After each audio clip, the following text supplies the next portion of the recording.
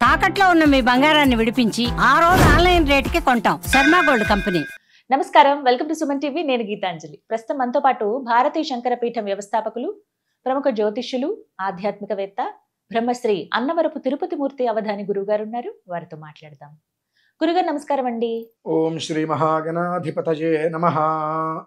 గురుగారు, చాలా మంది జాతకాల్లో నాగదోషం ఉంది మీకు అని చెప్తూ ఉంటారు. ఇలా గురువుగారి దగ్గరికి వెళ్ళినప్పుడు కొంతమంది ఏమో అది చాలా పెద్ద సమస్యగా కూడా ఉండబోతోంది, తీవ్ర పరిణామాలు ఉంటాయి, ప్రభావం ఉంటుంది బాగా అని చెప్తూ ఉంటారు. చాలా మంది పరిహారాల కోసం రకరకాల ప్రయత్నాలు చేస్తూ ఉంటారు.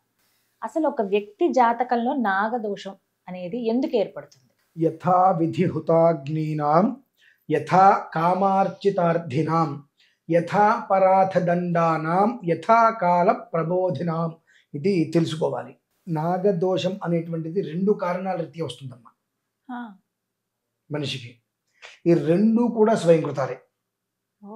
రెండు అంటే మనకు కనీస మాత్రం విచక్షణ లేదు. దొరికింది తింటున్నాం కదా, పశువులు తింటే దొరికింది, వాటికి ఇవి తినకూడదని తెలియదు. మనకు తెలిసి కూడా ఎవరు ఏం చెప్తే అది గుడ్డెద్దు చేలో పడ్డట్టుగా చేసుకోవడం వలన ఒక రకంగా నాగదోషం వస్తుంది. అది వంశనాశనం చేస్తుంది. మరొక రకంగా ఆడవాళ్ళు చేస్తున్నటువంటి కొన్ని ప్రక్రియలకు వస్తుంది. రెండో విధానం ఏంటంటే, మొదటి విధానం తర్వాత చెప్తాను. రెండవ విధానం, నాగదోషం ఉంది అనగానే ఒక జంట నాగ ప్రతిష్ఠ చేస్తూ ఉంటారు. జంట నాగుల్ని ప్రతిష్ఠ చేస్తూ ఉంటారు. ఈ జంట నాగు ప్రతిష్ఠ అనేటువంటిది ఏ పర్పస్ చేస్తున్నారో ఎవరికి తెలియదు, ఎందుకు చేస్తున్నారో తెలియదు.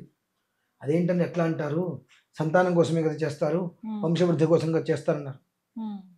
చేసేటువంటి ప్రక్రియ వంశ నాశనానికే చేస్తున్నారండి. మీరు వింటున్నారు కదా అని చెప్పి ఇష్టం వచ్చినట్టు మాట్లాడకండి అని అనిపించవచ్చు. అంటే నాగ ప్రతిష్టలు సాధారణంగా దేవాలయాల్లో చూస్తూ ఉంటాం. ఇప్పుడు కరెక్ట్ కదమ్మా, మీరు ఎన్నో దేవాలయాలకు వెళ్ళి ఉంటారు. చూసాను. మధ్యాహ్నం సమయంలో మహానివేదన టైంలో దేవుడికి మహానివేదన పెడుతున్నారు. ఈ బయట ఉన్న ప్రతిష్ఠ చేసినటువంటి నాగ ప్రతిష్ఠ విగ్రహాలకు ఒక్క ముద్ద పెట్టిన పాపన ఎప్పుడన్నా పోయారా? గమనించండి.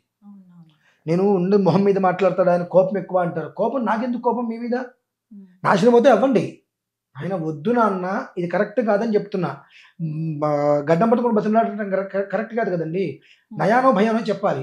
ఇది రెండవ కారణం. విగ్రహం ప్రతిష్ఠ చేసేస్తున్నాం. ఇప్పుడు మన ఇంటి ముందే దిష్టి కోసం చిన్న గణపతిని పెడితే రోజు నీళ్ళు పోసి దీపం పెడతాం మనం. అటువంటిది మనకు దోషం ఉందని చెప్పి జంటనాగ ప్రతిష్ఠ చేసేసి దాని మొహం చూడలేదు. మళ్ళీ దాన్ని చేయడానికి ముందే దానికి అన్ని రకాల అధివాసాలు మొత్తం చేసి ప్రతిష్ఠ చేసేస్తున్నారు. మళ్ళీ దాని మొహం చూస్తున్నారా? ఎండకి ఎండుతూ ఉంటుంది, వర్షానికి తడుస్తూ ఉంటుంది. దానికి ఒక బట్టలు కట్టరు, దానికి ఒక బొట్టు ఉండదు, ఒక అభిషేకం ఉండదు, ఒక అర్చన ఉండదు, ఒక ఆరాధన ఉండదు. ప్రాణ ప్రతిష్ఠ చేసేసాడు, వదిలేశాడు. దానికి ఆహారం ఎవరు పెట్టాలండి? నువ్వు ఎప్పుడైతే అలా చేసి వదిలేసి వెళ్ళిపోయావో గర్భస్రావాలు ఎక్కువ జరుగుతాయి ఆ కొంపలో. నేను ఆ కొంపే అనాల్సి వచ్చింది, ఆ కుటుంబం అనలేకపోయానమ్మా. గర్భస్రావాలు ఎక్కువ జరుగుతాయి. ఎందువల్లంటే అదేంటంటే మీ వాళ్ళే కదా చేయించింది, మీ పంతులు గారులే కదండి చేయించేది, వాళ్ళే చేయించమని చెప్పారు. చాలా మంచిది, మాకు బుద్ధి లేదు.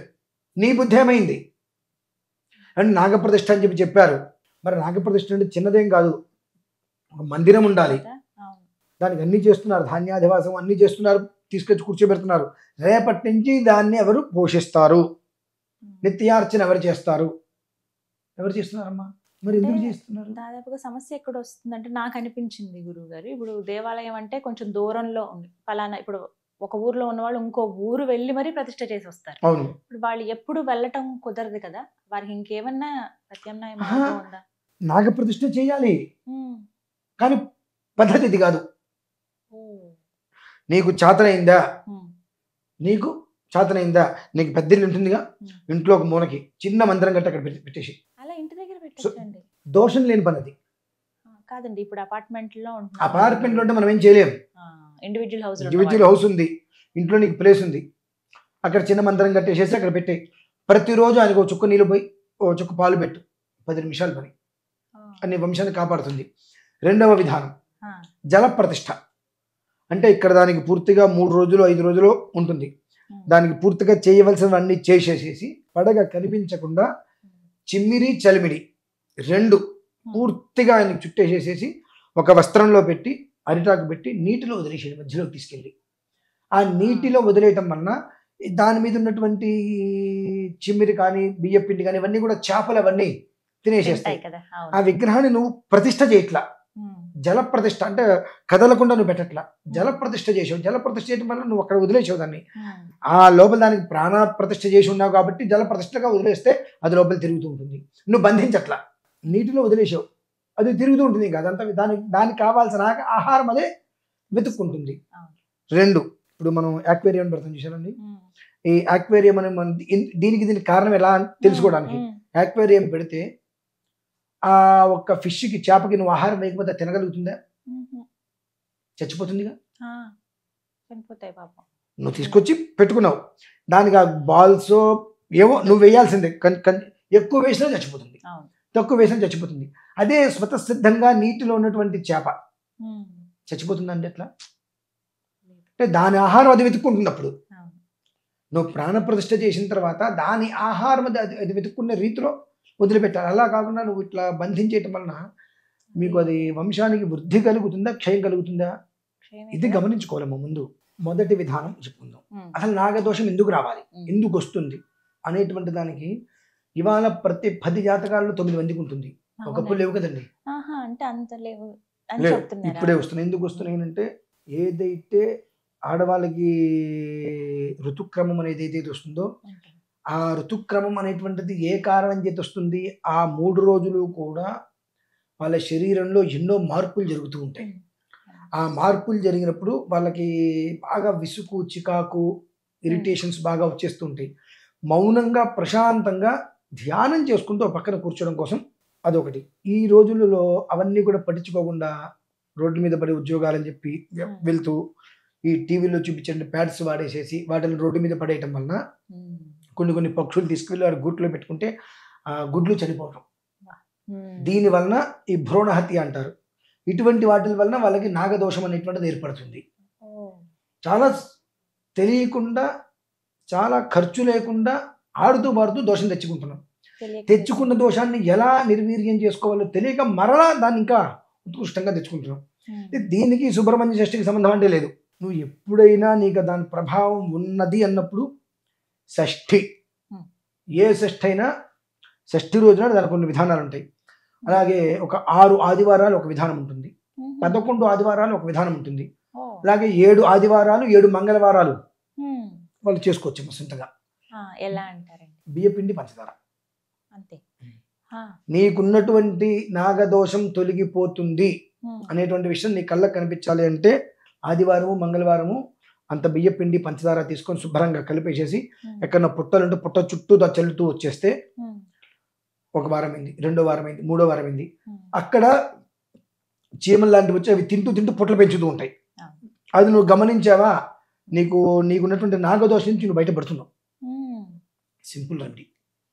నాకు తెలిసి ఊర్లో ఉన్న వాళ్ళకైతే బాగా సింపుల్ రండి. కష్టం. అవును.